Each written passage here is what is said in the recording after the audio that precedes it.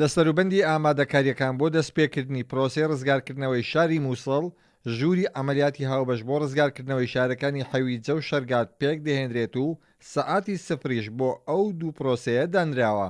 بێگومان ئەوەی کە من پێم وایە شەرگات دەکەوێتە پێشەوە کاتەکەی نزیک بۆتەوە و بۆ مەسلەی حەویجەش دیارە خۆتانەزان حەویجە تقریبا لە ڕۆژ لە باشووری ڕۆژ هەڵاتیەوە ئەوە هێزی پێشمەرگەی کوردستان هێنیەتی بە دەوریەوە لە جەبهەیە تا دەگاتە ڕۆژ ئاوا تا دەگاتەوە دەسۆڕێتەوە بۆ غەربیشی تقریبا منتیقەی مەخموریش هەر بەدەست هێزی پێشمەرگەی کوردستانەوەیە.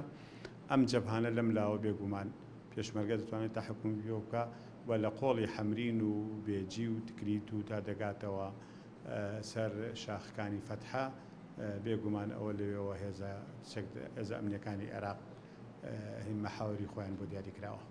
فەرماندەیەکی هێزەکانی پێشمەرگە لە باشووری کەرکووک ڕایدەگەێنێت هێزەکانیان ئامادەیە بۆ بەشداریکردن لە ڕزگارکردنەوەی حەویجەدا ئەگەر بڕیار بدرێت پێشمەرگە بەشداری لە پرۆسەکەدا دەکات. ئێمە هەموو کات لە ئامادە باشێتین و هەست کاتی فەرمانمان پێ بکرێت بۆ هەرج موجودێک بۆ حەویجەبێ بۆ جێگایکی تر بێ ئامادەین زۆر بە باشی زۆر بە مەزبوطی بەرەکپێکی بە تەجهیزی باش و ئامادەین جموجور بکەین.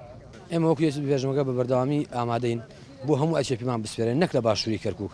ئێمە ئەگەر فەرمانمان بێ بۆ مووسڵش هێزەکانی پێشمەرگە ئامادەیە بۆ ناوچەکانی کەرکووک ئەوانەی ماوە حەویجە و ڕاستەوە هەر ساتێک فەرمانمان بۆ هات لە وەزارەتی پێشمەرگە و محوەری چوارەوە هەموو هێزەکانمان ئامادەیە.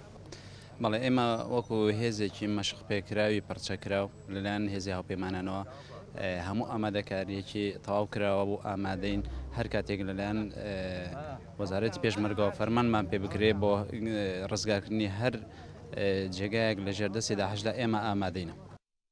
کورسات نیوز زانیوێتی ئۆپراسیۆنی ڕزگارکردنەوەی شەرگات دەستپێکی هەنگاوەکانی ڕزگارکردنەوەی حەویجە دەبێت. پێشمەرگەش بەشداری لەو پرۆسەیەدا دەکات و بەشداریەکەشی لە ژێر فەرمانی حکوومەتی عێراقدا نابێت. ئاسۆ یاسین، کورسات نیوز، باشووری کەرکووک.